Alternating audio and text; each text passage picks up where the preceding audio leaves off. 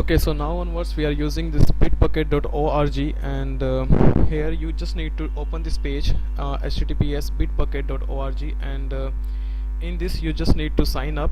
You will enter your username, email ID and password, accept the privacy policy, and then sign up for free. Always remember to do just that email verification that you are already familiar with. So now I already just as signed up in this, so I will just log in inside. Okay, here's my username and email and the password, so I will just log in.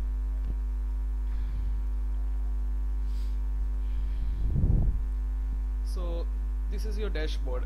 This is your dashboard in which you will have the projects like this, whatever we will be sharing with you. So like you will have this one, stack savings step. Sorry, not this one. This one, stack savings designer HTML. So for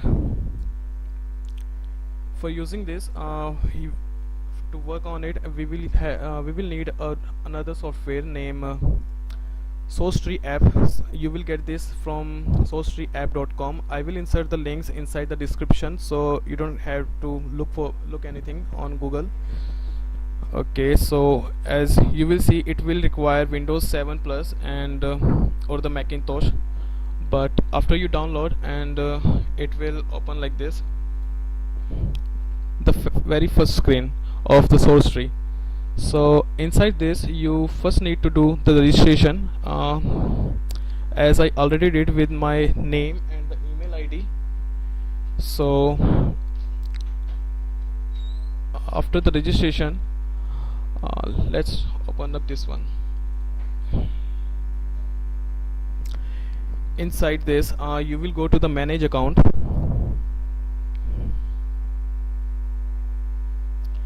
Okay, so I forgot one thing actually, the introduction to the Bitbucket.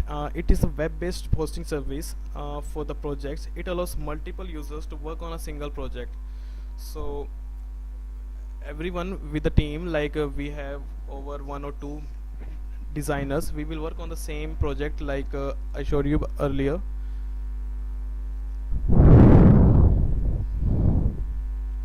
In the dashboard it is like stack savings designer HTML1. So we will go to this manage account.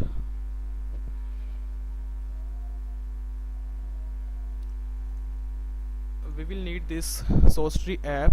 It actually allows you to push and pull the changes from the repository which is on this cloud storage system.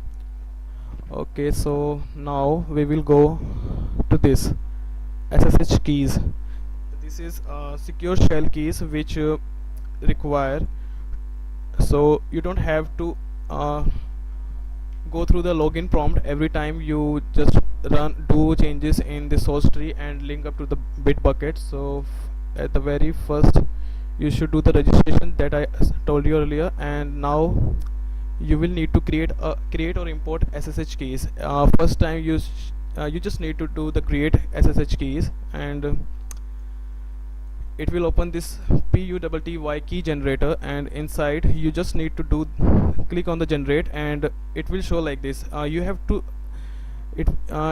move the mouse over this blank space, or if you don't move the mouse it will stop, but if you move it will again start generating the key like this. Okay, now this is a very important thing. You need to do the copy the whole thing inside this, the public key for pasting into the open SSH authorized key file. So all you need to do is just copy the whole thing. Okay, now after you copy the whole thing, you will get back to the Bitbucket site, and under the account manage account you will click on SSH keys, and it will show like this. I already registered my one key, so I don't have to go through the login prompt every time I use this SourceTree app for Bitbucket. So now let's do another one for a trial. You can name whatever you want. I use it for desktop because I'm using right now desktop PC. So Now paste the whole you copied from there and add key. It will show error if you don't copy everything, so make sure you copy everything. So now after this will happen, so get back to this. Now you can use this launch SSH agent. It will launch inside the taskbar, and this is the one, pgent PUTTY authentication agent.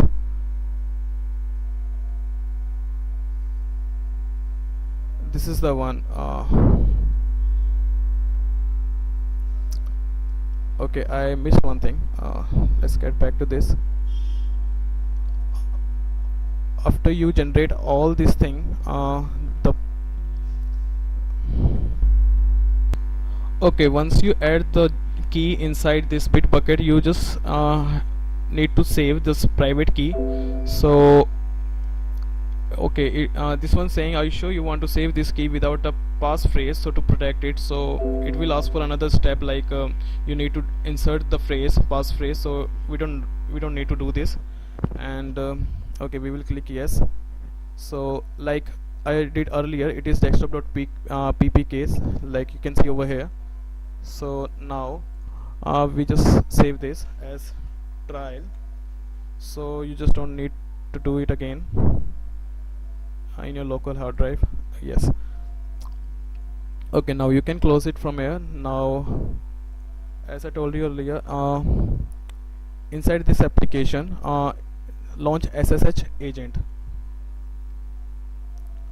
Go inside the task and you will see here you can add key that like I already added one, so let's remove first. You can add key, like why like I added trial, so add and close.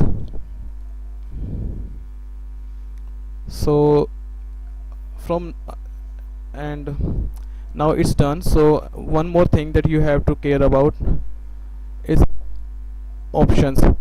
Inside the option, this is one, allow source tree to modify your global git mercurial config files. So for that, always make sure you tick this and use your full name that you used inside the registration while doing the registration, and the same email ID. It will prompt you for an email verification. Then you will go this. Okay, and after doing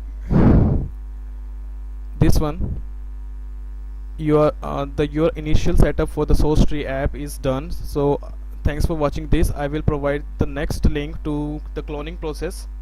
I will show it to the next video. In the link will be inside the description, so keep a check on it.